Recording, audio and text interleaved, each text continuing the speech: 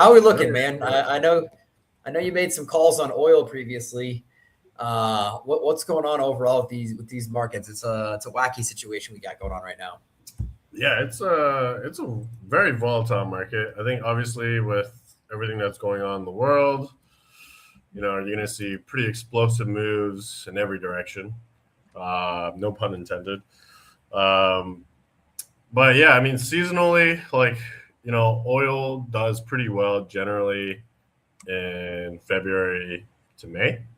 So this is a really cool website. If you don't know about it, it's called Equity Clock. It's got all your seasonality of which sector, which industry, which kind of like commodities perform. And a lot of this study is based on these 10 years of data. Some of them go up to 20 years or more. And it just kind of gives you like a framework of like what to expect. A lot of these things move in a seasonal cycle type movement. And so oil was one of the plays that we were talking about kind of like early February, just talking about how seasonally this is kind of where oil does position itself. And a lot of names were kind of looking pretty good. And obviously with the war and, supply shortage with Iran and everything, it gave us quite a bit of a catalyst to kind of push up here, right? So, if you came in early February, could have bought this double bottom. This is kind of where I was starting to tell people, you would have hit almost, 90% on just this move this past couple of weeks here. This is a very explosive move. This market doesn't normally move like that. This is obviously based on fundamental events. And so obviously when this started rallying this hard, rest of the market started kind of tanking, like equities and stuff like that. You got most of the world markets kind of crashing, and they are trying to like bounce back right now. Crypto kind of held decently so far and so forth. But it is pretty cool to see that we came right up into a short reload zone, came up right against these previous highs back in 2022, and the market has paused. And this is actually like a really big like 1 day reversal. Like pretty crazy. It came all the way down to almost like what is that? 30%. Like pretty wild. And so now we got to see if okay, are we still bullish on oil? Is oil going to clean up this massive wick it left behind? I don't know. But if I'm looking at like a harmonic type setup where you got like the A, B equals C, D, we're targeting up around 180 for oil. But we'll see. If the war does get resolved and, they can get oil production back going, I'm sure this will start selling off because it's a pretty good time to start taking profits, I think, at least on oil there. So that's other crazy. than that, we're talking about oil, which is one of the biggest markets. Like this year has been very special. We had the same thing happening with gold. We got the same thing happening with silver. It seems like every market is at the moment like a shitcoin. Yes, the commodities are going insane. Very, very weird, right? Like imagine gold moving more than 10% in a day, and that happened. And imagine like now oil moving more than 30% in a day. That was insane. What the hell? Very crazy. Real volatility. Yeah. Yeah, like if you're in oil, like you'd be very comfortable right now. That's for sure. And so pretty much Sunday night, market took a massive sell-off. This was on that big move on oil, essentially. And now, if you look, the market has pretty much climbed all the way back. Like this is a really strong dead cat bounce. And it's pretty cool to see that it came right against an 88.6 level. This is considered kind of like your final like level where the bulls or institutions typically come in and step in, and they pretty much save the market right on the dot.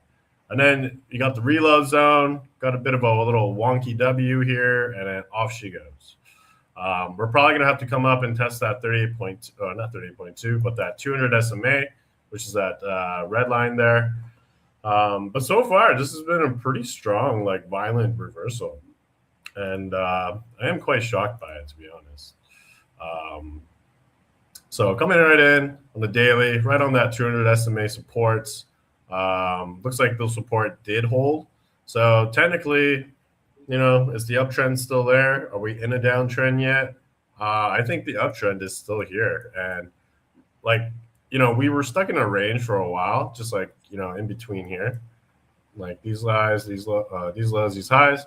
But now the range is essentially like these lows, these highs, and we're just ping ponging right now at this point. So, is this the start of a new bullish trend? I don't think so. I think this is we're just going to be playing the range again. We come back up against kind of near all-time highs, and then something will cause it to fall over again. But in the meantime, stocks will probably run. I know a lot of individual stocks are running off of this bounce. And, we did satisfy the reload zones. We did satisfy the 200 SMA support. So there are strong indication that the bulls are still here. So I think at least coming back to, these previous highs is realistic. Breaking all-time highs, I don't know. But I do think this is a pretty strong dead cat bounce so far. So metals market, pretty similar as well. We're just kind of stuck in a range at the moment. We're kind of sitting against these 38.2s level.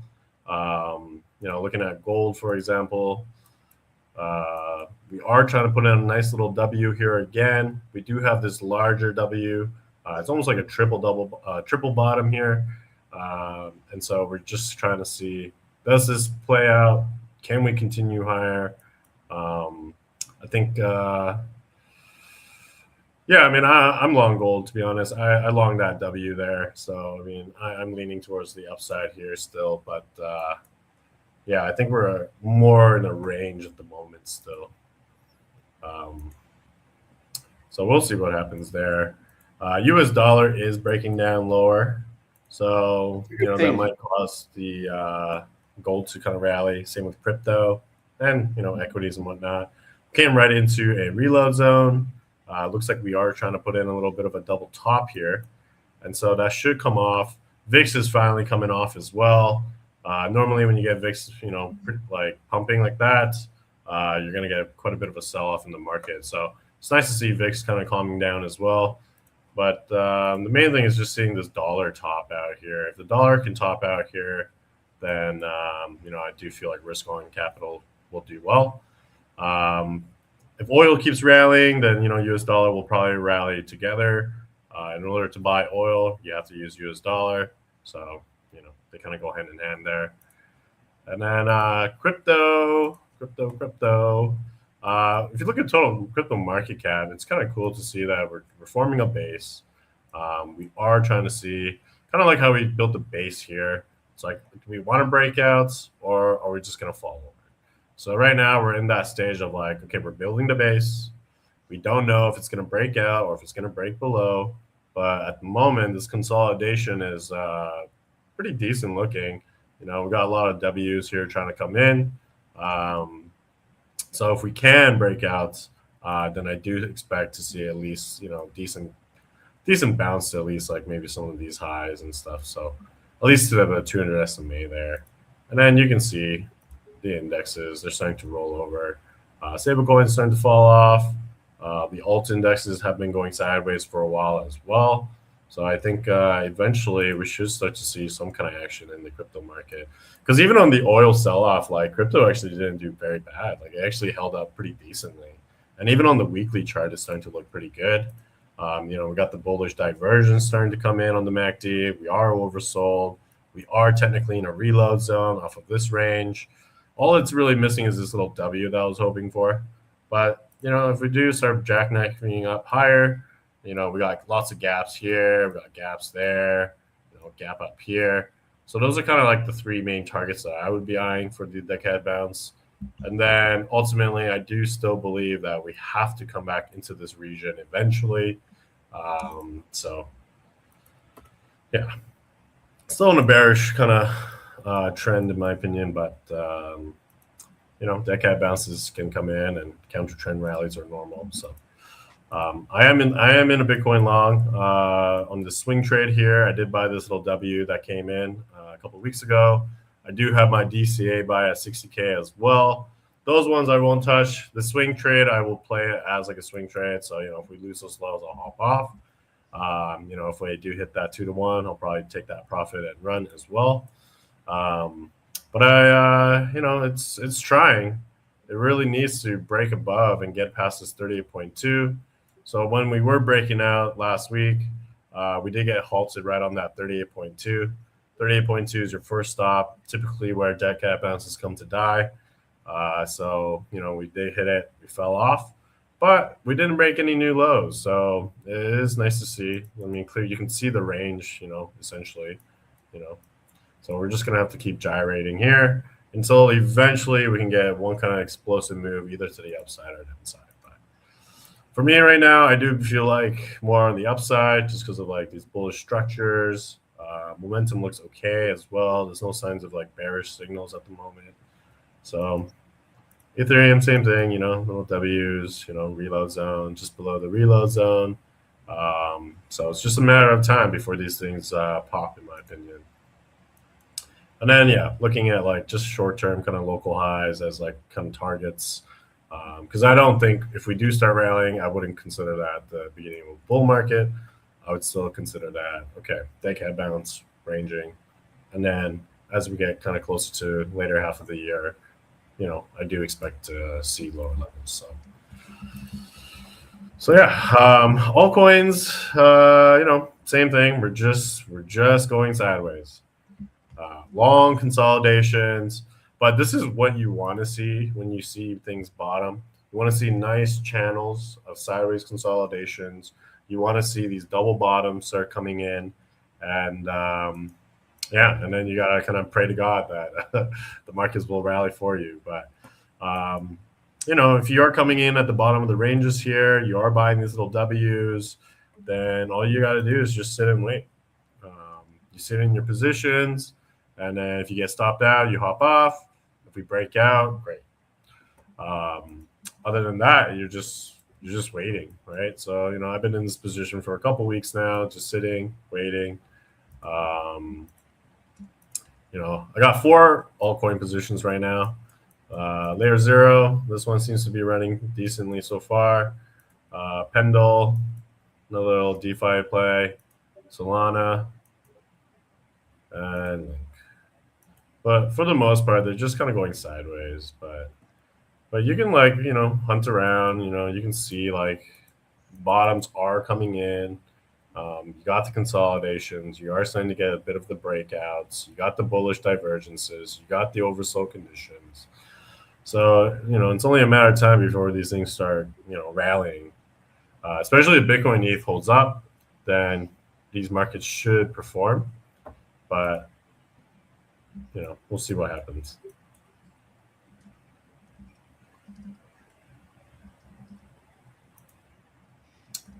I'm trying to see what else. That's kind of it. Those are kind of most of my charts. Still playing in equities market, watching the futures, and looking at some of the altcoins. Pretty sad about Morpho. Fuck. I did buy this W and I got stopped out, and then the freaking thing decides to run right after. So I'm like very bitter about that one, but can't win them all. I'm bullish. I think we're bottoming finally, and I think there's a lot of good signs. Even on the ETF flows, things are pretty good. And most of these shit coins, they are bottoming, and they do have money. No, I agree. It's only a matter of time. It's been suppressed for so long that there should be like a proper bounce. So, if equity starts running hard here, then crypto should follow suit as well, in my opinion.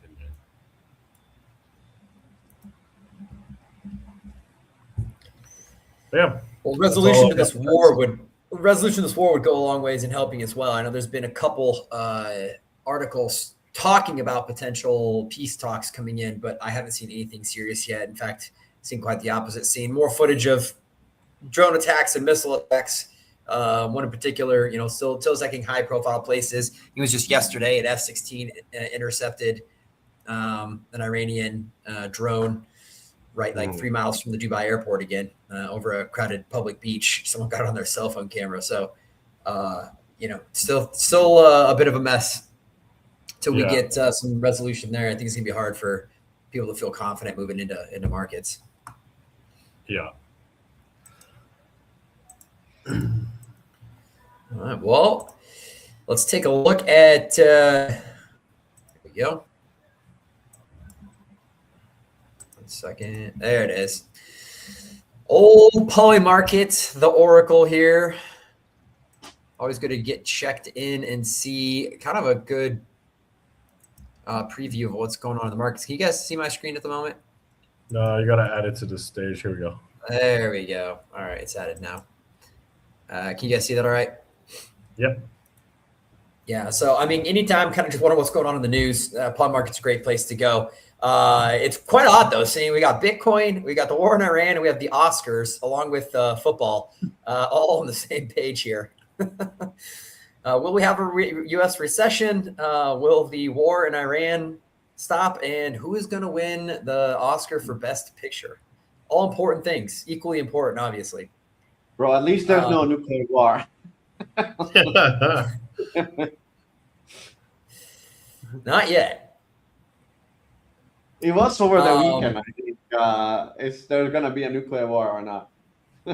Oh, I saw they actually pulled that off. Yes. I don't know why.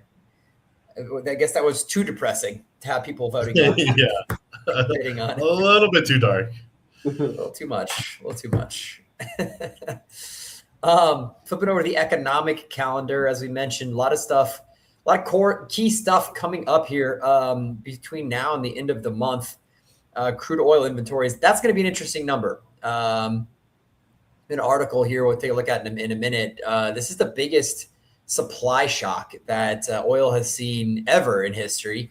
And the supply shock we're seeing right now is equal to like all of the 5 next closest ones combined. Andrew was just telling me, saw a story out here at the country we're at in Asia saying, recommending people work from home to save on gas. So, yeah, I think the crunch is going to start being felt a little bit harder if this does not start resolving here in the next couple of weeks. So, fingers crossed. Initial jobless claims later this week. We got core PCE, durable goods. The big one, of course, 9 days from now, Fed interest rates. I think it's a foregone conclusion at this point. And the Poly Market odds are like 99% no change. There's all sorts of talk of inflation coming back. I think right now it's almost more likely that we see a rate hike before we see another rate cut. The rest of the year could get very interesting, folks. Yeah. Yeah, we're only 3 months in. There's still 9 more months left, guys. 9 more months and a whole lot of chaos is coming. So that we were looking back before the end of the year at how many rate cuts for 2026. And I don't think any of us picked less than 3. Might be one. I'm pretty sure it's going to be one. Powell said it's only going to be one. It's going to be one. His ass is out in the street in like a month, though. Yeah, but come on, let's be honest. Like oil is hitting the top. Everything that you produce will go up in value. Honduras thing is still closed. So I don't know. Yeah. And you got all these nations running out of oil. They're all like freaking out. Dude, imagine how crazy India's looking to buy oil from Russia. Like, come on. But yeah, imagine how crazy it is. Like, this is the first time we realized that how dependent we are on oil. Well, and it's a lot going on there, but it's such an obvious thing that it's like 20% of the world's oil supply goes through this one little channel that can be shut down so easily. You would think we would be brainstorming ways around that. So that, you don't even need to be a large enough like militant group. Doesn't even need to be a nation state could shut down the down the strait and cripple the entire world's economy. Like this seems like a problem people should be working on. No, Yeah. seems a little too obvious. Like well, how is this? It's not like this is a new problem. No, exactly. Like, I don't know. All kind of, obviously this is massive. So 20 million barrels a day being blocked right now, essentially because they can't get insurance on the carriers and the loads at the moment. So it's too risky for them to try and ship. That is, again, if you look at it, it's larger than the next 6 combined, or next 5. So the Iranian Revolution in the late 70s, the Yom Kippur War in the early 70s, the Iraq-Kuwait War in the 90s, the Iran-Iraq War in the 80s, and the Russia-Ukraine War in 2022. Don't even all add up to what's going on today. It's about equal there. So massive implications on what's happening here. Both sides making statements on this. President Trump coming out saying that if Iran does anything to stop the flow of the oil in the Strait of Hormuz, they're going to be hit 20 times harder. So in other words, if they are interfering with shipping, sending drones or bombs, blowing up oil tankers, etc., it could get a lot worse for them. In response, Iran saying any Arab or European country that expels the ambassadors of Israel or the U.S. will have full freedom and authority to pass through the Strait of Hormuz. So both sides playing political chess here. We'll see what breaks.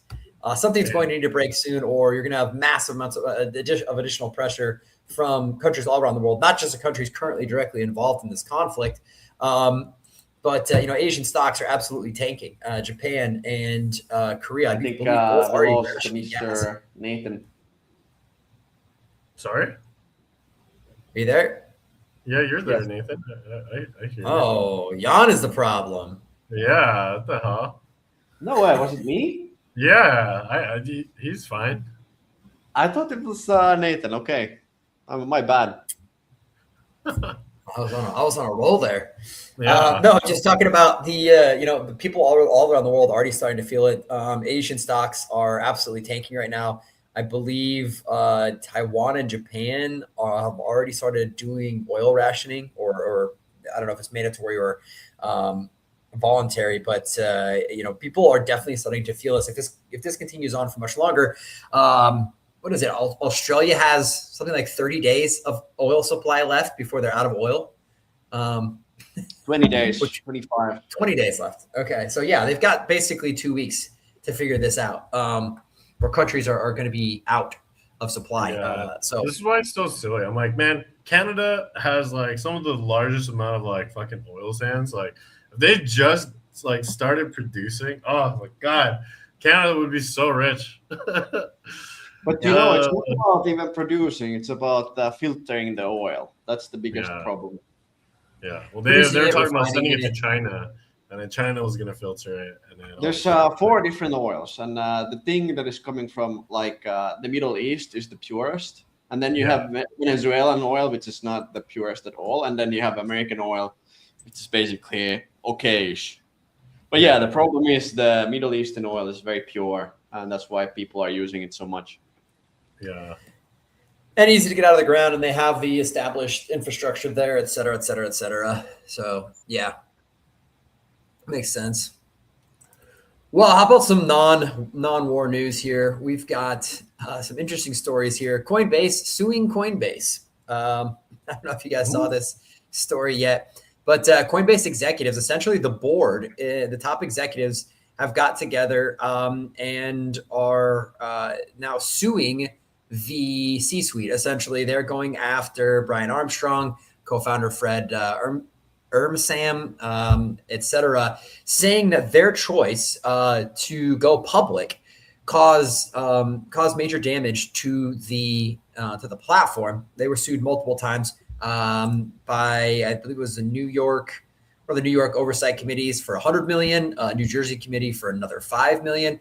So essentially what they're saying is that the board is suing the founders and the C-suite, saying your decision to file publicly in 2023 has cost us over $100 million. We now want to get that money back via, taking it out of your compensation, your stock packages, your bonuses, etc. So this is an interesting development. Brian Armstrong, obviously one of the most famous dudes in the industry. A lot of people look on him very favorably. Some people do not so much look. But I think overall he's probably been a net positive for our industry here. No doubt that he's been one of the leading supporters in the U.S. helping push administrations towards clarifying regulatory statutes, et cetera, et cetera. But now his own his own board turning against him here and filing lawsuits. I would guess they'll find a way to settle this out of court, but Coinbase has not made any official statements yet. Damn. Jan, any thoughts on this? How'd you feel if your own board came out and sued you after you made it one of the biggest companies in the industry? I felt this before. I had one. I'm not gonna go into details, but like, if you have a board, it can be very fuckery. It can be so bad. Yeah. But obviously, like, if you are in that level, like, you have to have some responsibility, right? Like, we don't really know the backstory of what happened here. It could be like absolutely totally different. Yeah. I imagine, like I said, there's some internal strife going on, people trying to make a few extra bucks. I doubt this goes all the way to court. I would imagine it gets settled outside of court. If they have a board, they weren't able to go a company is for profit. Consent. Yeah, but I remember, like, a company is for profit, right? Like, the main Of course. idea of a company is to make money. And how do you make money? Is go beyond regulation, right? Don't say that. Like, I absolutely get the guys here that has been running the show. Like, compliance and legal has been saying something, and then the guys have been like, nope, we're gonna go the business line. So we'll keep an eye on that. That should be entertaining as it unfolds here. Speaking of Canada, Canada completes a $100 million tokenized bond pilot, warning adoption will be slow. Canada has its issues for sure, but they've actually been one of the leading countries when it comes to moving forward with the institutional adoption of crypto. They had the ETFs before the US did. They've started to put together regulatory statutes before the US did. And now they're tokenizing bonds ahead of, I think, probably anybody else. I haven't seen anybody else with actual official tokenized bonds yet. But this is just a pilot program. This is, they said specifically in the article here, don't think this means that Canadian bonds are going to be tokenized widespread here anytime soon. The whole purpose of this was really to test things out from a technical perspective and look at the feasibility of it. So this was a $100 million round that went out just to private buyers, just a 3-month bond to kind of test out the systems. But again, props to Canada for leading the way here on some very, very important, interesting RWA and tokenization milestones. Good job, Andrew. Yeah, proud of you, Andrew. Yeah, couldn't have done it without you. Right. Some other wacky news. Curve coming out, just calling out, not filing a lawsuit apparently yet, but just straight up calling out PancakeSwap for stealing their code in a pretty not so very blunt, bluntly worded X post here, basically saying, "Hey, if you want to use our code, you could at least message us instead of just straight up stealing it." This happened around a week ago. No word yet as to any response from PancakeSwap or if there's any lawsuits being filed or what. But two industry titans here apparently having some beefs. Wow, I'm surprised PancakeSwap's still alive. Yeah, I mean, BNB still cranking in the background. Yeah, what happened with Binance Chain? Like, there's nothing coming out. Nothing. They had that meme stint a little bit. They had, like, CZ was coming out with like broccoli and all that shit. So there was a little bit of a life for like a couple of months, and then it just kind of died off again. Yeah, BNB really hasn't been, as a chain anyway, it's red hot since last cycle. Last cycle when ETH gas fees were unusable. A lot of the IPO or IDO projects were going on BNB. I know I worked with a lot of pre-sale companies over there, but since then, I mean, they hit a new all-time high for price, but other than that, there hasn't been a whole lot of network activity and adoption from what I've seen. Yeah, I barely hear people talking about PancakeSwap. Another one of those zombie chains at this point. But then again, never count CZ out. CZ's always got something in his back pocket. What else? Pudgy Penguins being accused of trademark infringement by Pingu Apparel brand. Not sure how that works. That sounds a lot like Coinbase suing Coinbase, but so yeah. No, that's a joke. Someone's okay. I was like, what?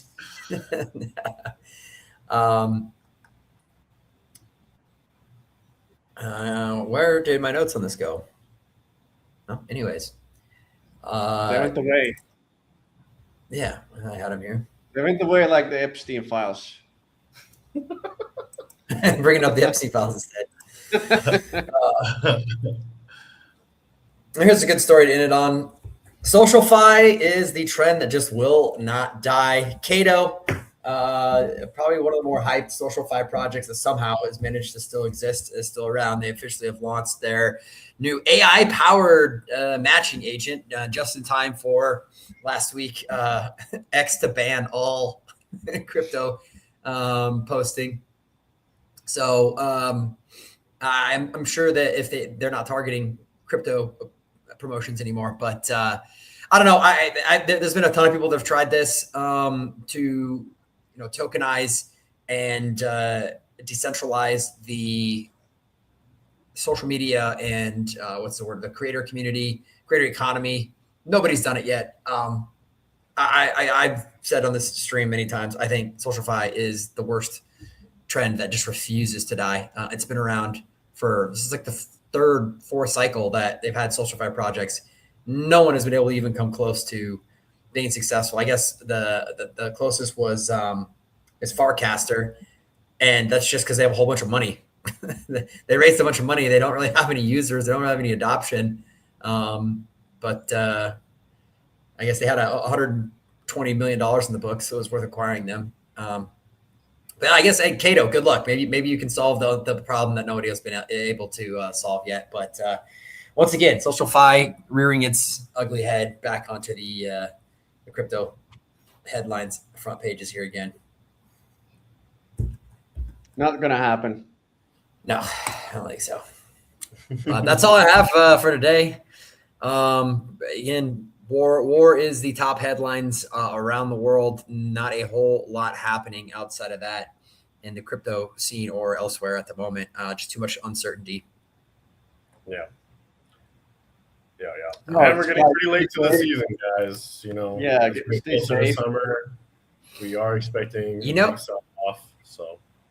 You know what we need to do? Because I haven't seen it yet. We got to open up a poly market pool on whether or not they're going to cancel token. Because everybody we talk to, they don't have that yet. I don't know. Maybe they do. You have to check. But I didn't see one. I'll even pull it up here real quick. Token 2049. Let's see. What do we got? Anything on token 2049? Nope.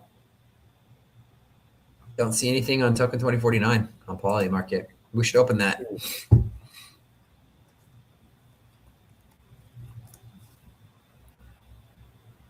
Just try to open it, yeah.